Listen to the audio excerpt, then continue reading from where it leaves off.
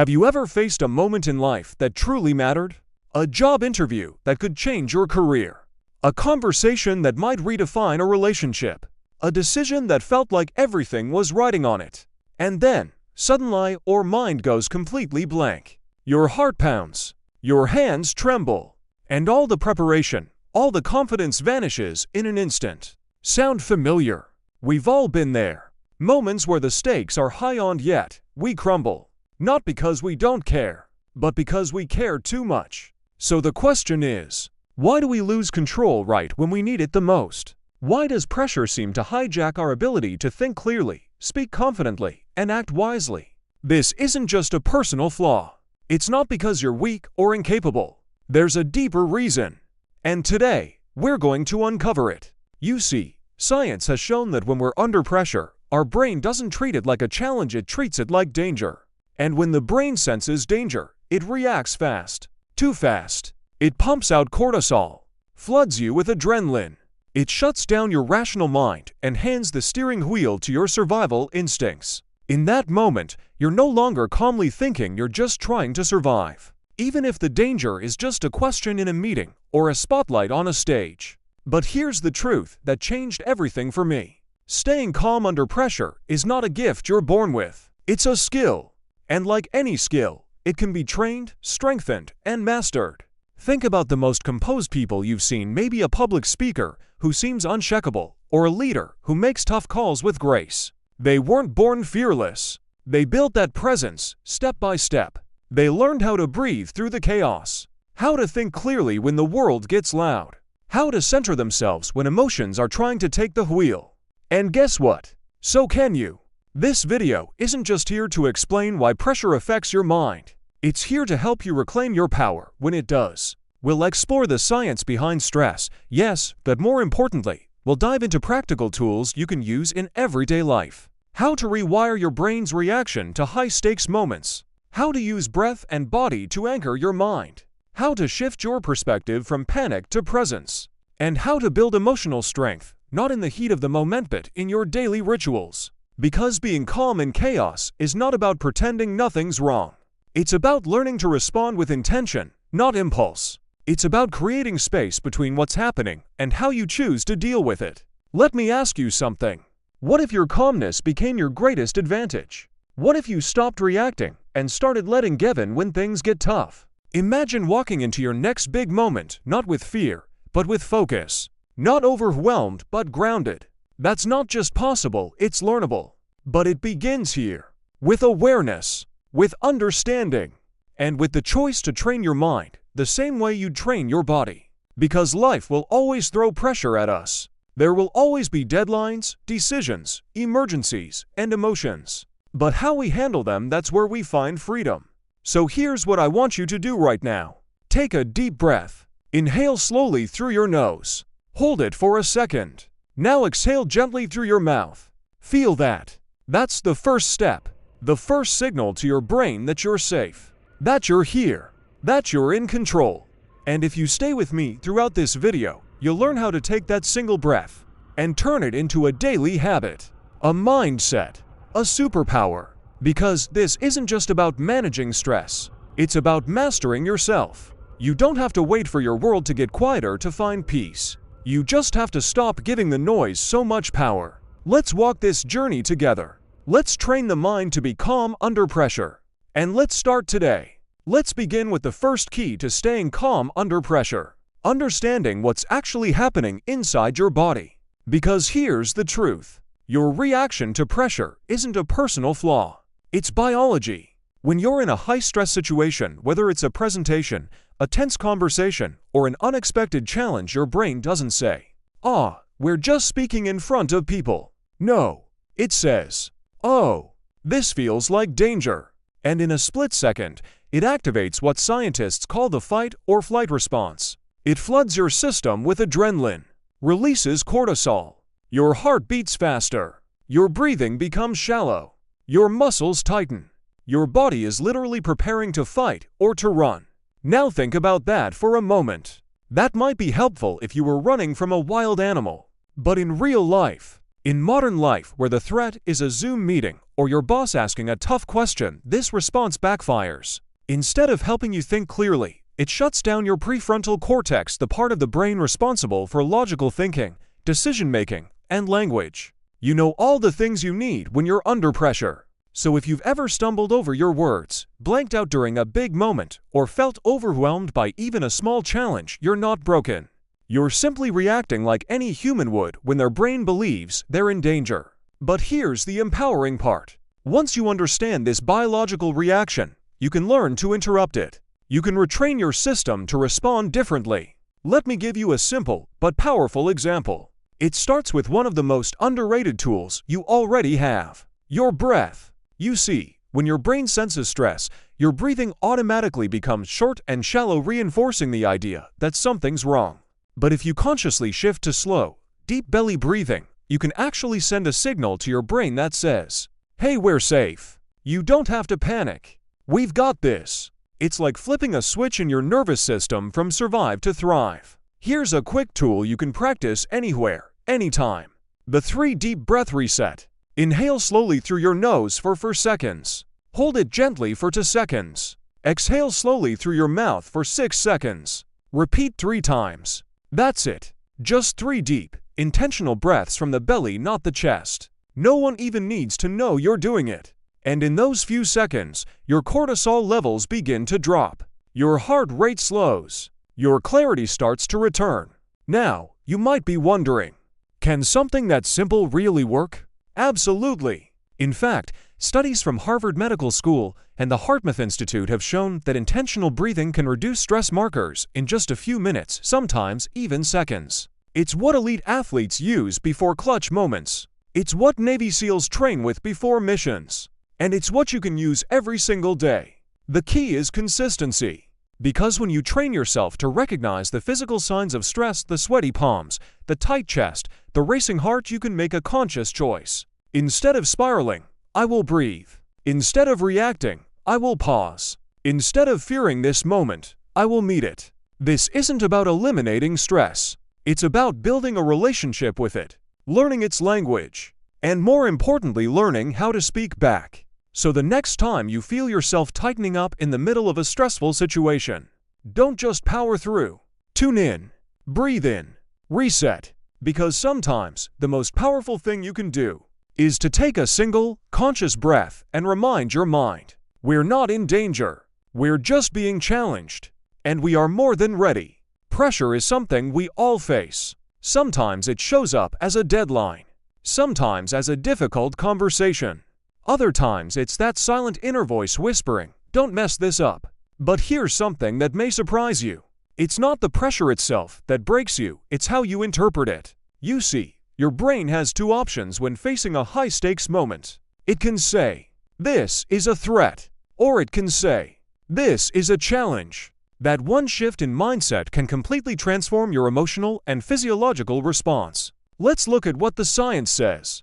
A powerful study from Stanford University found that when people view pressure as a threat, their performance drops. Their stress hormones spike. Their heart races uncontrollably.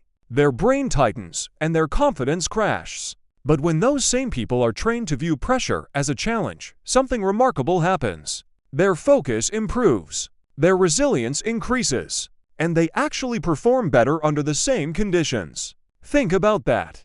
The same situation. The same pressure, but a completely different outcome simply by changing the story we tell ourselves. So, let me ask you this. What if the pressure you're feeling right now isn't here to crush you, but to grow you? What if that presentation isn't a test of your worth, but an opportunity to express your voice? What if that conflict at work isn't a threat to your reputation, but a chance to practice clarity, patience, and strength? It reminds me of something I learned early in my career. There was a time I was terrified of public speaking. I remember being invited to give a short talk at a conference, only 10 minutes, but I nearly said no. My hands were sweating just thinking about it. My inner critic kept screaming, "You'll mess up. You'll forget everything. You'll embarrass yourself." But then, a mentor said something that stuck with me. What if this isn't about being perfect, but about showing up with courage? What if this pressure is your chance to become who you're meant to be? That changed everything.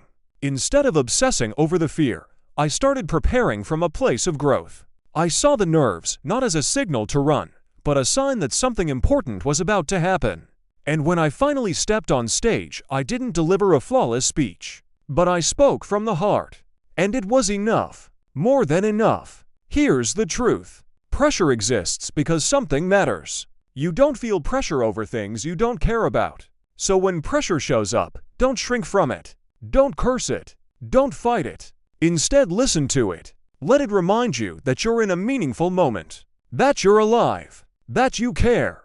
That you're growing. Let me give you a powerful mindset shift you can practice right now. Instead of saying, "I can't mess this up," try saying, "This is a chance to grow. This is where I learn who I really am. This moment is shaping me." Repeat it to yourself, even if you don't fully believe it yet. Because the more you train your brain to associate pressure with opportunity, the more you'll shift from panic to presence, from fear to focus. Now, this doesn't mean you won't feel nervous, or uncertain, or even scared. Growth rarely feels comfortable, but it does mean you won't run from it. You'll rise into it. And that's where confidence is born. Not from perfection, but from repetition. From choosing again and again to face the discomfort and keep moving forward anyway. So here's your daily takeaway. The next time pressure visits you, whether it's a decision, a deadline, or a moment of conflict, pause and ask, what is this pressure trying to teach me? How is this helping me grow? What new strength am I being called to develop? And then remind yourself, I am not being attacked. I am being invited to rise. Remember, pressure isn't the enemy. It's a mirror. It reflects what you value, what you're stepping into, what you're capable of becoming. And when you change the story from threat to challenge, you don't just survive pressure, you transform inside it, because you are stronger than your fear. And sometimes, pressure is simply the world's way of asking, are you ready? Let your answer be, yes, I am. There's a saying among elite performers, you don't rise to the occasion, you fall to the level of your training. And that includes your mind. You see, we often prepare our bodies for pressure. We study, we rehearse, we plan. But what most people forget is to train their inner world. Because when the storm hits, when the lights go on, the pressure builds, or the eyes are on you, your brain won't look for perfect information. It'll look for something familiar. And if calm confidence is not familiar, panic will take its place. This is where mental rehearsal comes in. Also known as visualization, it's one of the most powerful tools to train your nervous system, not just to survive pressure, but to master it. Let me show you how it works. Professional athletes use this all the time. Before stepping onto the court, the field, or the track, they close their eyes and see it first. They imagine the exact scene, the sound of the crowd, the weight of the moment, the tension in the air, and then they visualize themselves succeeding. Not just winning, but staying calm, moving with precision, trusting their instincts, performing like they've already done it 100 times before. Because in their minds they have. And this isn't just sports psychology, it's brain science. Neuroscientists have found that when you vividly visualize an action, your brain activates the same neural pathways as if you were physically doing it. That means every time you mentally rehearse success, your brain is wiring in confidence. You are literally programming your nervous system to stay composed before the moment even arrives. Let's make this real. Think about a situation coming up in your life. Maybe a job interview, a difficult conversation, a speech, a performance, a personal challenge. Now close your eyes. Visualize the setting. Picture yourself walking in, grounded and calm. See yourself breathing deeply, speaking clearly, standing tall. Notice the way your shoulders relax, your voice flows, your energy feels steady. You're not trying to fake perfection. You're just rehearsing self-trust. You're showing your brain that it's possible to stay calm under pressure, and the more you do this, the more natural it becomes. Let me share something personal with you. Years ago, before I ever stepped on a stage or spoke to a crowd, I would feel paralyzed by fear. My hands would sweat. My throat would close. My mind would race with 1,000 what-ifs. But one day, a coach asked me, what would it look like if you knew you could handle this? Can you feel the version of you who's already done this and done it well? So I tried. Every day. Before every event, I'd sit in silence, close my eyes, and become that version of myself. And over time, something amazing happened. My body stopped reacting like it was in danger, because my mind had already been there again and again. You don't need hours to do this. Just a few minutes each day, right before your big moment, or even the night before. Make it a ritual. Make it part of how you prepare, not just your notes, but your mindset. Because the truth is, if you can see it clearly, if you can feel it in your body, if you can trust that version of yourself, then when the moment comes, you won't have to force calmness. You'll remember it. Let's take a breath together now. Inhale slowly and exhale. Now ask yourself, what moment am I preparing for? What does success look like? What does calm feel like in my body? Let that image sink in. Because this practice isn't about pretending life won't challenge you. It's about knowing that when it does, you've already been there. You've already felt the heat.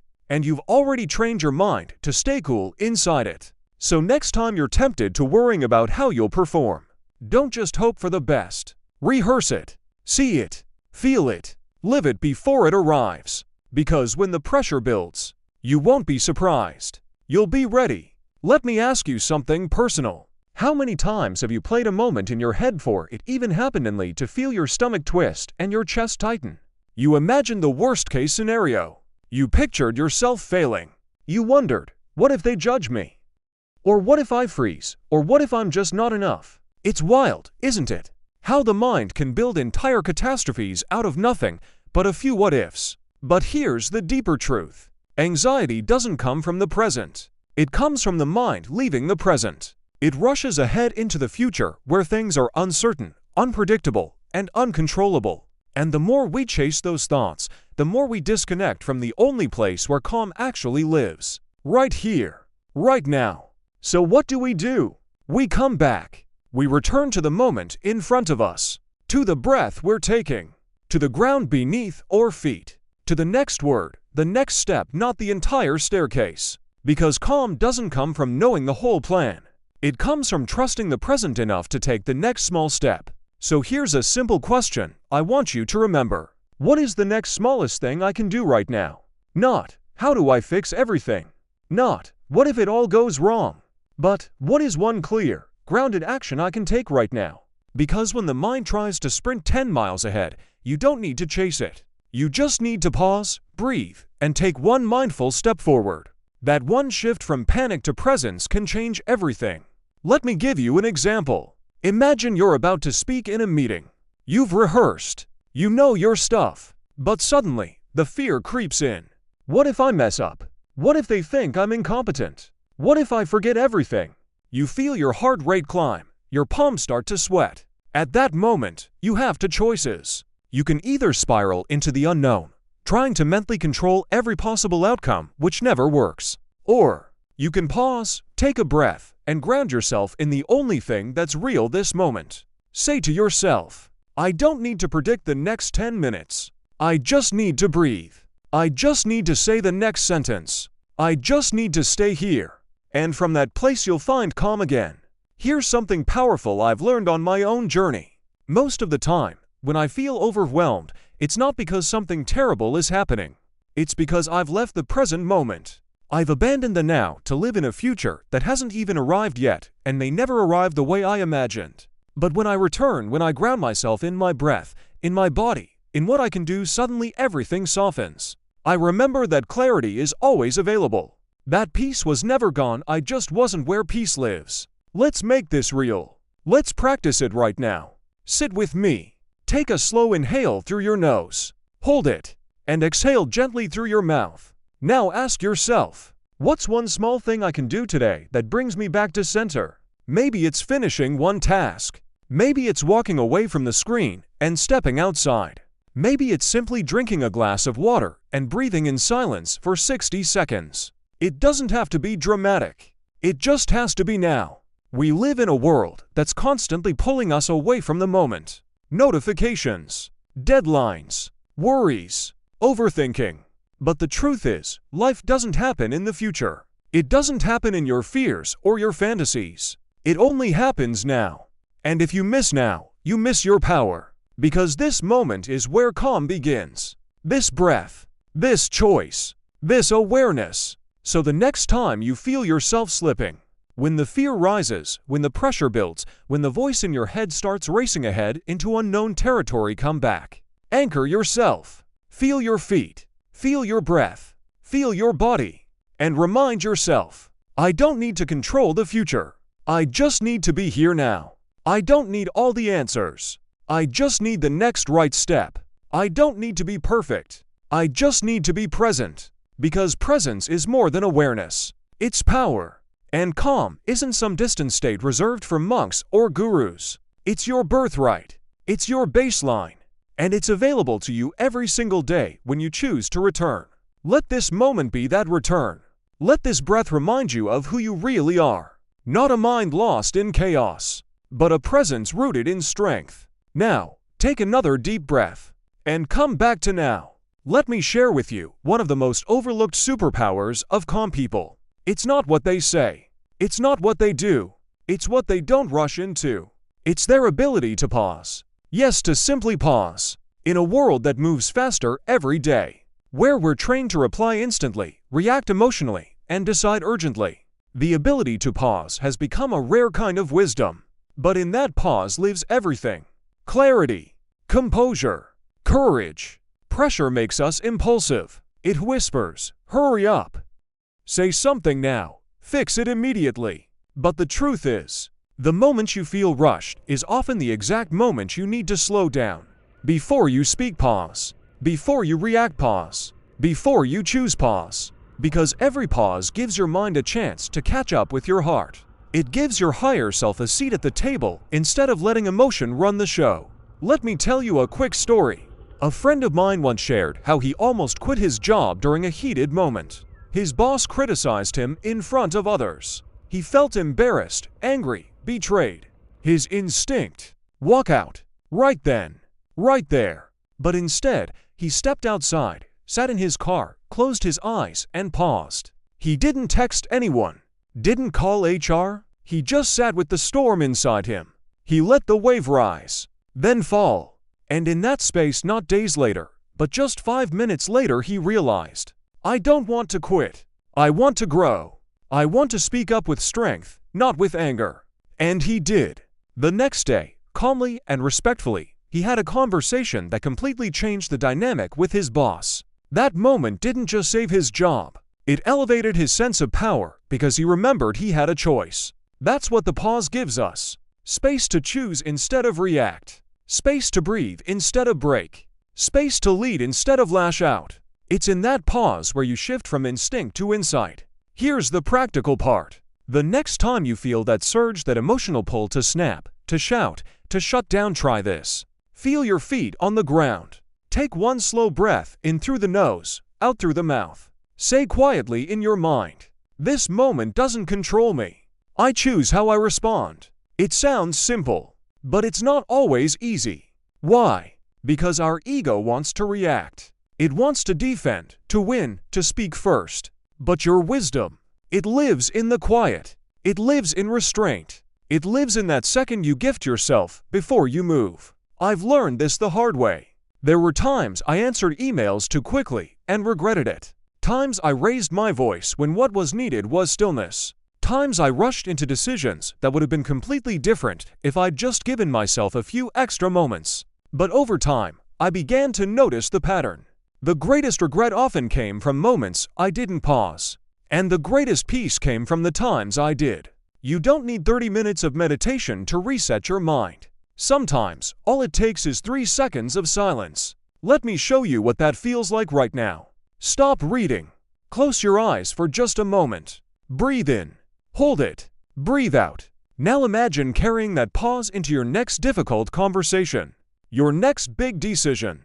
Your next emotional trigger. That's how calm becomes a habit, not by avoiding pressure, but by interrupting its control over us. We talk a lot about power in today's world. But true power isn't loud. It doesn't always lead the conversation. Sometimes, true power waits. Because it knows. A wise word said later is more impactful than a careless one said now. A decision made in clarity is more powerful than one made in panic. A breath can change everything. So from now on, let this become a simple mantra for your daily life. Pause, then proceed. In conflict, in conversation, in chaos, let others rush. Let others race. Let others react. You pause. You gather. You choose. Because that's what calm minds do. And every time you do it, you're not just building patience. You're building character. You're building strength. You're building peace that no one can take from you. Now, take one more deep breath with me. Inhale. Pause. Exhale. Let that be your reminder. Your next powerful move starts with stillness. Let's talk about one of the biggest reasons we feel overwhelmed, anxious, or even paralyzed when we're under pressure. It's not because the situation is impossible. It's because deep down, we've tied our worth to the result. Think about it. When you walk into a job interview and your mind says, "If I don't get this, it means I'm not good enough." Or when you speak in public and silently think, "If they don't approve of me, it means I've failed." That's not just pressure. That's identity-level pressure. It's not about the outcome anymore. It's about who you believe you are if things don't go perfectly. And that, my friend, is where calmness starts to disappear. When your self-worth is attached to the result, everything becomes a test. Every project becomes proof. Every performance becomes a verdict. Every mistake becomes a personal attack. But what if you could untangle that? What if you could separate who you are from what happens? That shift right there is one of the most liberating things you can ever do. Here's something to reflect on. You are not your outcomes. You are not your wins. You are not your failures. You are how you show up.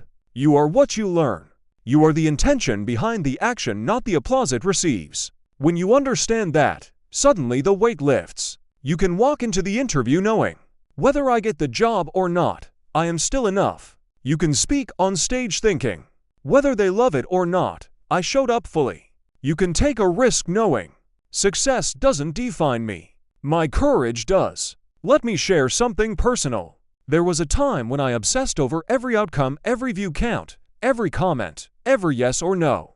And when things didn't go as planned, I didn't just feel disappointment, I felt like I was the disappointment. But one day, I asked myself a simple question. What if I could act from intention and let go of the result? What if I could create, speak, lead, love not to prove anything, but to express who I really am? That one question started to change how I approached everything. Suddenly, I was more present, more grounded, more at peace even when things didn't go my way. Because I wasn't chasing validation anymore. I was living from alignment. So if you find yourself crushed by the pressure to succeed, if you catch yourself thinking, "This has to go perfectly or I've failed," pause and ask, am I doing this to prove or to grow? Is this about becoming someone or expressing who I already am? Can I still be proud of myself even if the outcome isn't what I wanted? And the answer, always, is yes. Here's a simple affirmation to carry with you. My value does not depend on the outcome. I am worthy no matter what happens. I act with purpose, not pressure. I choose clarity over control. This is how calm returns. Not because everything goes your way, but because your peace is no longer chained to performance. Let me offer you a practical tool to use in daily life. Next time you approach a task that feels high stakes, try this. The detach and act technique. Set your intention. Ask, why am I doing this? What value am I bringing? Visualize the effort, not the result. Focus on showing up with presence, not perfection. Affirm your worth. Say quietly, no matter the result, I remain grounded. Let go. Once the action is taken, let the outcome be what it is. You'll be amazed at how much energy, creativity, and clarity flows when you stop obsessing over things you can't control. We live in a world obsessed with results. But the truth is, the most powerful people, the calmest people are the ones who act without being enslaved by outcome. They show up. They give their best. And then they release. That's not detachment from caring. That's detachment from clinging. Because when you let go of the need to control how things end, you begin to trust something even greater. Your resilience, your growth, your ability to face anything and rise. So here's your reminder, today and every day. You are more than your outcomes. You are deeper than your metrics. You are enough even when things don't go according to plan. Let that truth anchor you. Let it soften the pressure. Let it bring you back to calm, where your real power lives. Now take a deep breath and choose to act not from fear of failure, but from the freedom of knowing, I am already whole. Here's something we don't talk about enough. Emotional strength is not built in the storm. It's built in the quiet. Most people believe that staying calm under pressure is something you either have or you don't. Like a lucky trait some people are just born with. But that couldn't be further from the truth. The ability to stay grounded when life throws curveballs isn't about luck. It's about daily training. Not in chaos, but in stillness. Because when the world is spinning, you don't rise to your best self by accident. You fall to the level of your habits, your inner systems, your quiet preparation. Let me ask you this. What's your relationship with discomfort? Not the dramatic kind, I'm talking about the small discomforts. The moment your alarm goes off and you hit snooze. The moment you want to scroll instead of sit with your thoughts. The moment you avoid that hard conversation or that 5-minute meditation because it feels a little awkward. Those are the training grounds. Those are the micro moments where emotional strength is built or lost. Things like meditation, journaling, cold showers, deep breathing, exercise. They're not wellness trends. They are nervous system training tools. Each time you sit in stillness instead of distraction, you're training your brain to stay present under pressure. Each time you lean into a cold shower, breathe through it, and don't flinch, you're building the muscle of calm. Each time you write down your thoughts instead of bottling them up, you're making space for emotional clarity. Each rep, each moment, each breath matters. Here's the truth. You don't wait for crisis to develop character. You develop character so that when crisis comes, you're ready. Let me share something personal. There was a time in my life when I was reactive. I snapped under pressure. I shut down when things didn't go my way. Not because I was weak, but because I hadn't trained. I had all the intentions in the world, but no structure, no daily discipline, no inner practice. But once I started showing up, even in small ways, everything began to change. 10 minutes of journaling in the morning. 5 minutes of focused breathing during lunch. A short walk without my phone. Even choosing silence over reaction during a stressful email. Day by day, moment by moment, I started to feel something I hadn't felt in a long time. Control not over the world, but over myself. Think of emotional strength like a bank account. Every time you choose presence over panic, discipline over comfort, reflection over reaction, you make a deposit. And when life hits, you can draw from that account. You'll be able to say, I've trained for this. I've sat with discomfort before. I know how to stay steady even when things feel chaotic. So the question isn't, how can I stay calm during the next crisis? The question is, what am I doing today to prepare for it? Are you building rituals that strengthen you? Are you making time to be with your thoughts? Are you creating space for recovery, clarity, and truth? Because your mind, like your body, needs a daily gym. You don't need to be perfect. You just need to be consistent. Let me offer you a simple practice. Call it your emotional strength ritual. Pick one of these and do it every single day. Sit in silent meditation for 5 minutes. Write down your thoughts and emotions in a journal. Take a 30-second cold shower and breathe through it. Go for a mindful walk without any device. Do 3 rounds of deep breathing before a task. Start small, but show up. Because showing up when you don't feel like it is the very act that builds the calm you're searching for. You don't become calm by hoping. You become calm by training. By showing your nervous system again and again. This moment is not a threat. I am safe. I can breathe. I can lead from within. So when the next stressful moment hits, you'll notice something beautiful. You'll pause. You'll breathe. You'll respond, not react. Not because the situation is easy, but because you are stronger. Because calm is no longer a concept. It's your nature. Because you practiced it. Daily. Quietly. Intentionally. So take a deep breath now. Not to relax, but to remind your body of who's in charge. You are not the storm. You are the stillness inside it. And you are building that stillness every single day. I used to believe that some people were just born calm. That they had some magical DNA, something I clearly didn't inherit. They walked through chaos with a soft smile. They spoke slowly while the rest of us raced. They seemed untouched by pressure. And I used to think, well, I guess that's just not me. But I was wrong. What I've discovered, and what I hope you now realize, is that calm is not a gift, it's a skill. It's not something you're born with. It's something you build. Like a muscle. Like a discipline. And like any muscle, it grows with repetition, with practice, and yes, with resistance. Here's what I've learned. You can't wait until your world is spinning to start building calm. You can't wait for the crisis to begin your training. You have to build it now. In the quiet. In the everyday. In the moments no one sees. When you feel impatient and you choose stillness, you're training. When your emotions scream, but you pause instead of reacting, you're training. When things feel overwhelming and you simply take one conscious breath, you're training. Each small moment of self-awareness becomes a brick in the foundation of inner peace. Because let's be honest, life isn't going to slow down for you. Deadlines, relationships, finances, parenting, loss, they won't wait for you to get centered. You have to bring the calm with you. You have to become the calm. And no, it's not easy. It requires daily effort. It asks for intention. It demands practice. But it's worth it.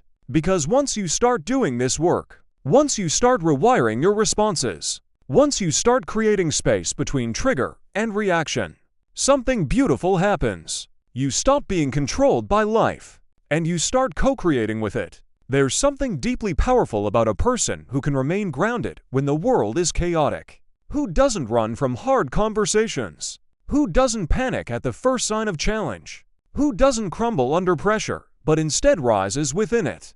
And here's the secret. That person can be you. No matter your past. No matter how reactive you've been.